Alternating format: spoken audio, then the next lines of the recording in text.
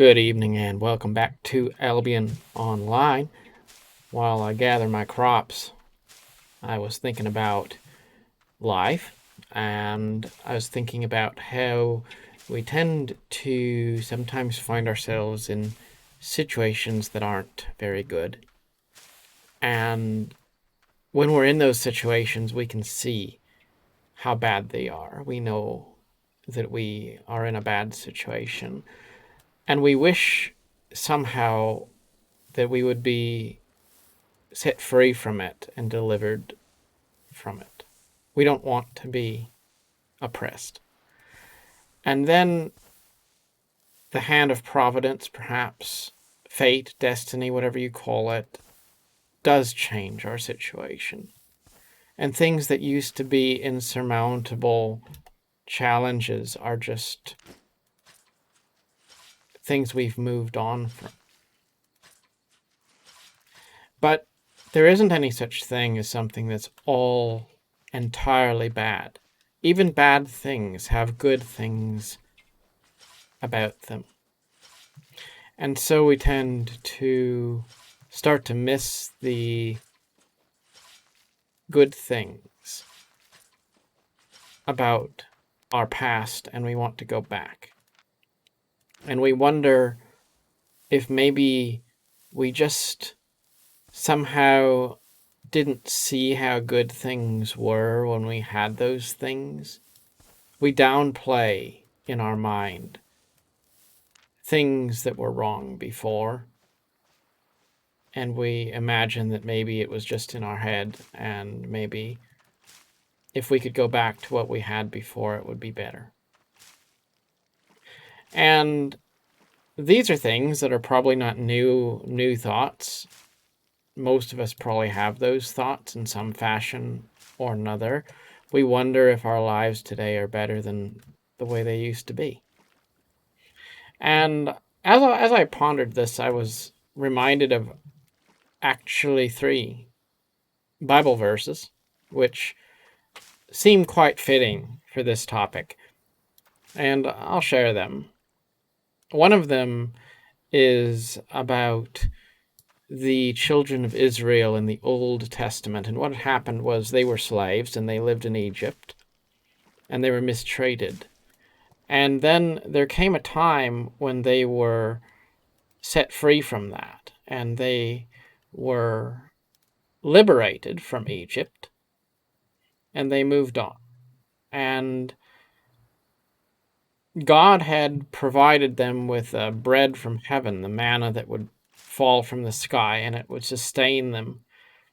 And they were healthy, and they were cared for, and they had all their needs met, and they were on this journey to find freedom. But they started to be frustrated because it was boring. It wasn't quite what they wanted, and they looked back on their time in Egypt, and they started to complain. And they said, and I'm reading this directly, we remember the fish we ate in Egypt that cost nothing, and the cucumbers and the melons, the leeks, the onions, and the garlic. But now there's nothing at all but this manna for us to eat. And so they complained. And God's response to this complaint was to give them an overabundance of pheasants which fell from the sky. And they had all this fresh meat suddenly in response to their complaining.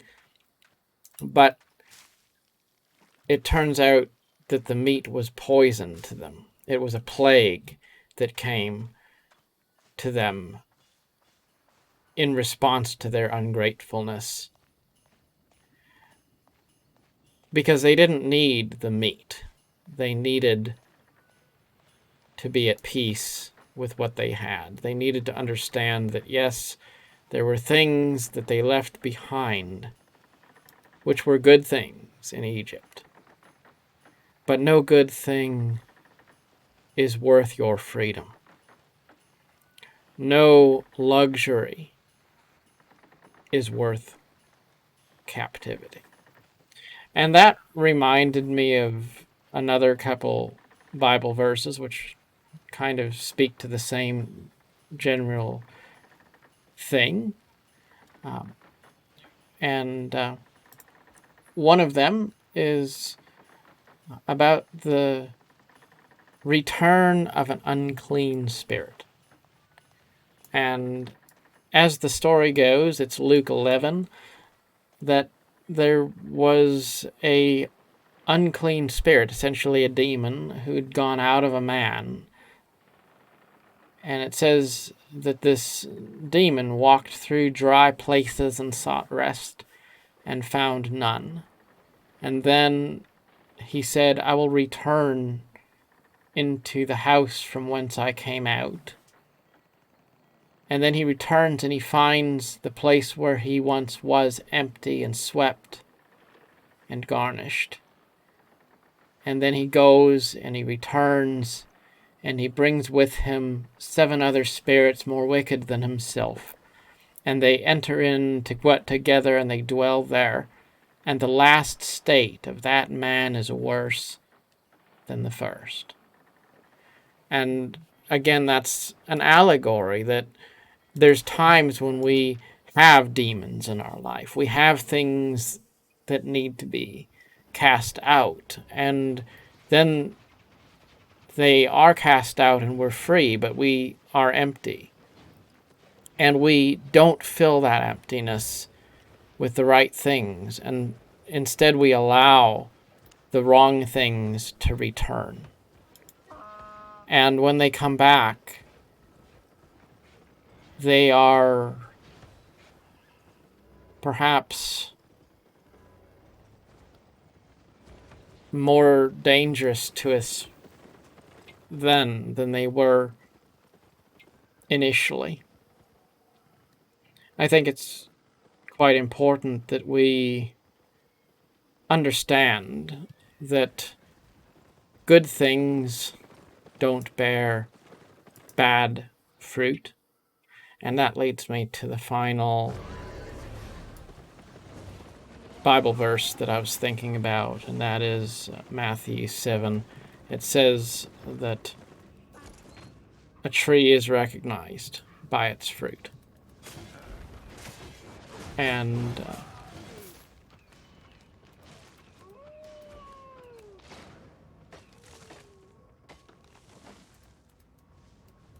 good trees don't bear bad fruit.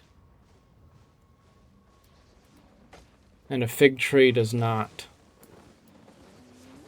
bear thistles for its fruit. Quite often, when we try to justify things in our life that aren't good, we overlook the fact that the actual fruit that those things bear is bad. The actual things that are happening, the actual outcomes are harmful. But then we say, well, it's true, this person is doing bad things, but they're not a bad person. Or this situation I was in was oppressive and abusive and filled with all sorts of negative attributes, but it wasn't all bad. And that rationalization to try to say, well, I guess I'd rather have a tree that bears bad fruit than no tree at all. That's a rather deceptive and harmful thing for us to do to ourselves. Because at the heart of all of this is the belief we have that we can't trust the universe to give us what's best for us, and so instead we should settle for something that is harmful or discouraging because we just don't really believe that we can do better, or we don't believe that there is anything better. So, in closing, don't have a pessimistic view of life.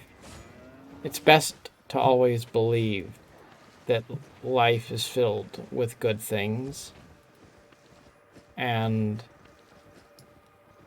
don't live your life looking in the rearview mirror, wishing you could go back to old captivity and an old familiar darkness, just because it wasn't all bad.